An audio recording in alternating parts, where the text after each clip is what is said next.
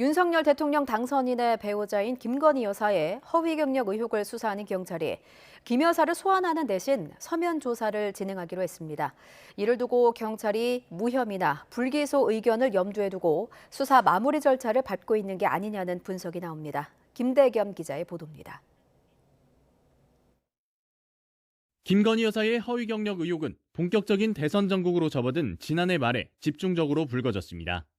국민대 등 대학 5곳에 시간 강사나 겸임교원직을 지원하면서 학력과 경력, 수상 이력 등을 부풀리거나 허위로 적어냈다는 게 의혹의 핵심입니다.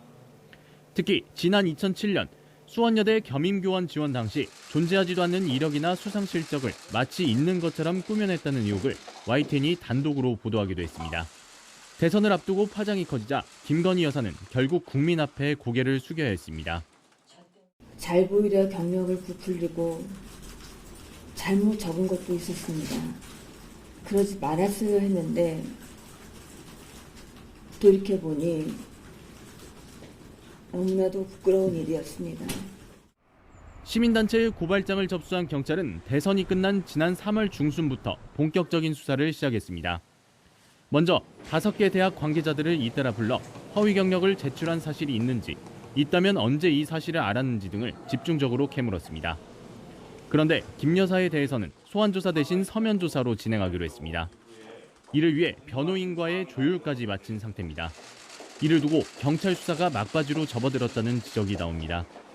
우선 적용 가능 혐의 가운데 업무방해나 사문서 위조의 공소시효는 7년으로 지원 시점이 가장 최근인 국민대의 경우 2014년을 기점으로 계산하더라도 시효는 이미 만료된 상태입니다. 다만 채용 이후 같은 서류를 제출했다면 시효가 남아있다는 법조계의 의견도 있습니다. 또 사기죄의 경우는 고의성 여부가 핵심인데 입증 자체가 쉽지 않다는 분석이 더 많습니다. 게다가 오는 10일 대통령 취임식 이후엔 경찰로서도 관련 수사를 진행하기가 부담스러운 상황입니다.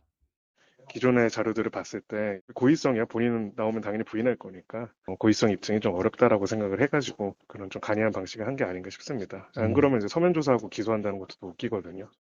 이외에도 김건희 여사는 국민대 박사 논문과 대학원 시절 학술 논문 3편에 대해서도 표절 의혹을 받고 있습니다. 지난달 25일 국민대 연구윤리위원회 심의가 열렸지만 표절 여부에 대한 최종 판단을 내리지 못했고 추가 심의 일정도 잡히지 않아 대통령 취임식 전까지 표절 의혹 검증도 쉽지 않을 전망입니다. YTN 김대겸입니다.